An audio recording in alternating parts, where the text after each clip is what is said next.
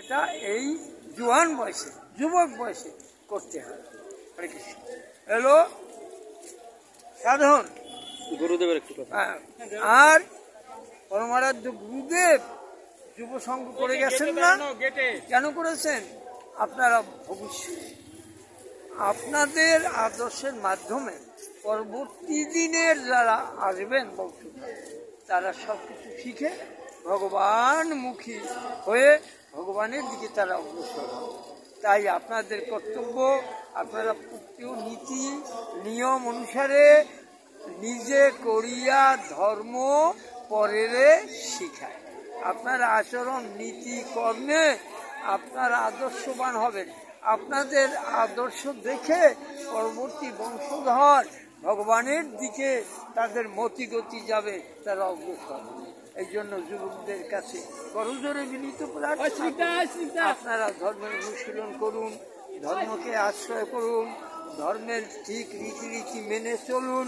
আপনাদের আদর্শে ভবিষ্যৎ জীবন আমাদের সুন্দর হবে, পরবর্তী বংশধরগণ ভালো হবে, আপনাদের ভবিষ্যৎ দিন মঙ্গলময় হবে, আপনারা চির সুখে থাকবেন।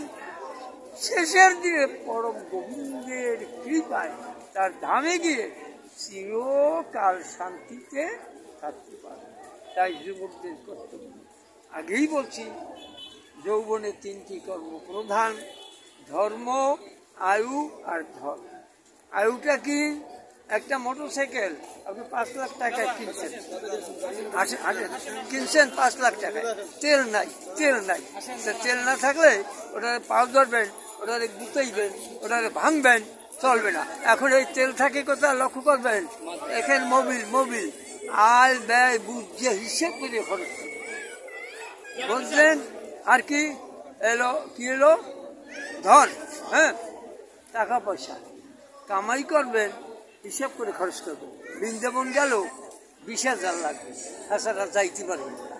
অতএব টাকা কামাই করবেন। মিতব্যয়ী ব্যক্তিকে ভগবান পছন্দ করে, তাই মিতব্যয়ী হয়ে খরচ করবেন।